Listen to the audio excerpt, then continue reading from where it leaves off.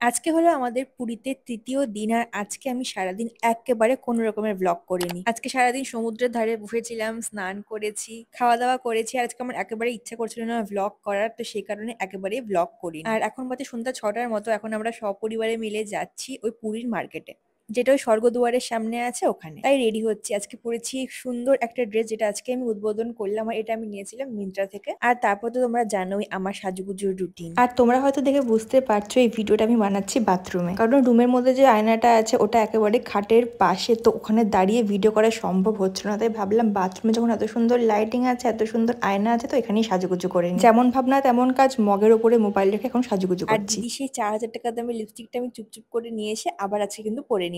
আমি একেবারে চুল খুলে থাকতে পারি না, তো চুলটাকে টঙে আমি একদম বেঁধে নিয়েছি। আর এই ক্লিপটা বালুঘাট থেকে নিয়েছিলাম। আর এখন একটু পরে নেবো জুয়েলারি। আজকে পরবো এই কানের গুলো। গলার মধ্যে আছে কিছুই পরছি না, কারণ গলাটা পুরো ঢাকা আছে। এই কানের গুলো নিয়েছিলাম গড়িয়াহাট থেকে প্রায় 2-3 বছর আগে। আর তারপরে দিদির একটা পারফিউম গায়ের মধ্যে পুরো ঢেলে নিচ্ছি। আর এই ব্রেসলেটটা আমি কিনেছিলাম পুরীর মার্কেট থেকে 20 টাকা দিয়ে, বেশ সুন্দর লাগছিল, তো এটাও পরে নিলাম। এটা হচ্ছে কি আজকের আমার ফাইনাল লুক। কেমন লাগলো কিন্তু আমাকে বলো। ওকে, বাই।